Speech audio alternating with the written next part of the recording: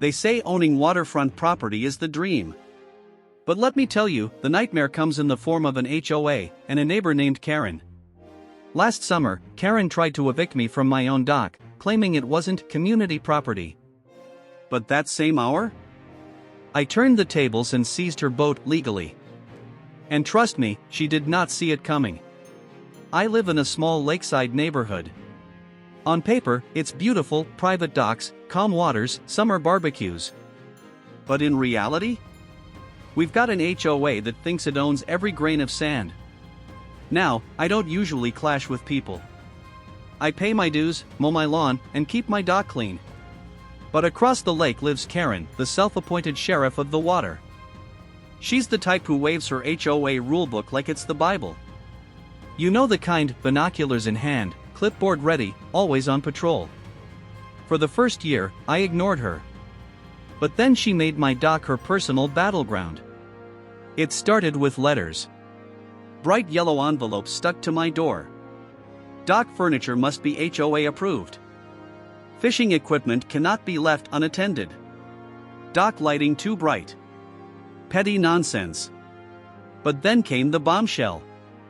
An official HOA notice stating, "You are in violation for occupying HOA property. Remove your dock within 14 days." I nearly choked. Remove my dock? I built that dock with my own money. The property survey filed with the county clearly marked it as mine. So I marched over to Karen's house, notice in hand. She opened the door with that smug smile. "Ah, I see you got the letter," she said sweetly. "Your dock encroaches on HOA property. It has to go." I tried to reason. "Karen, the dock is on my lot. Look at the property line survey. It's not community property." She tilted her head like I was a child. "Sweetie, the HOA owns the shoreline. It's for everyone. You don't get special privileges." I felt my blood boil. It's literally written into my deed. But she waved me off.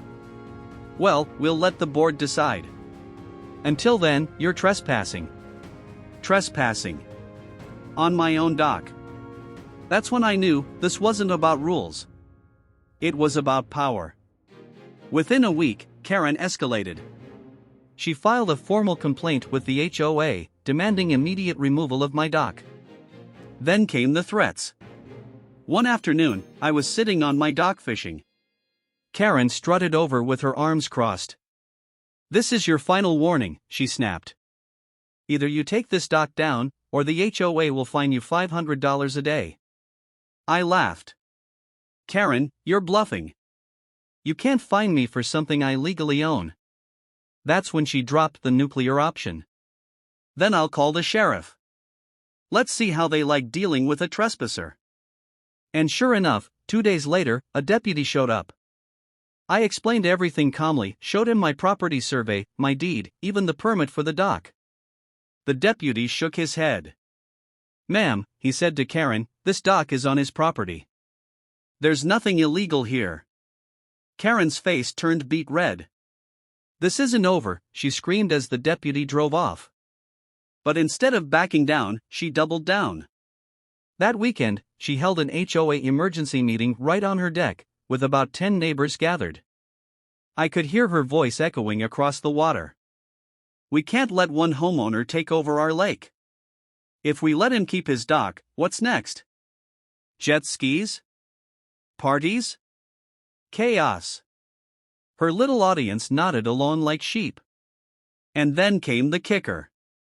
She announced that she, as HOA vice president, would be filing for exclusive community control of the shoreline. In other words, she was trying to steal every dock on the lake. Now, here's where it gets interesting. Because while Karen was trying to strip me of my dock, she'd overlooked one little detail about her own setup. Her boat. See, Karen's pride and joy was a 20-foot pontoon boat she kept tied up at her dock. But unlike mine, her dock was illegally extended past her property line into state-controlled water. And she hadn't bothered to get a permit. So I made a few calls. First, to the county clerk's office, confirmed my dock was 100% legit. Second, to the state's Department of Natural Resources, tipped them off about Karen's little floating violation. Within hours, an officer showed up, clipboard in hand. Karen was outside watering her plants when they arrived. "Ma'am," the officer said, "we've received a report about an unpermitted dock extension. That boat can't remain there. It's subject to immediate seizure." Karen froze. "What? That's my dock. That's my boat." But the officer was firm. "No permit, no boat. It's state law." And just like that, her precious pontoon was impounded. The look on Karen's face was priceless. The woman who tried to evict me from my own dock had just lost her boat for breaking the very rules she worshipped. The HOA went silent after that. No more yellow envelopes, no more threats. At the next meeting, they quietly reconsidered their stance on shoreline property. Translation: they knew they'd lost. As for Karen, she avoids me now. Won't even look in my direction. Which is fine by me. Because every time I sit on my dock, fishing pole in hand, I can't help but smile. Justice was served, and it was served on the water. So tell me, have you ever had a neighbor or HOA try to pull something like this? What would you have done if Karen came after your dock?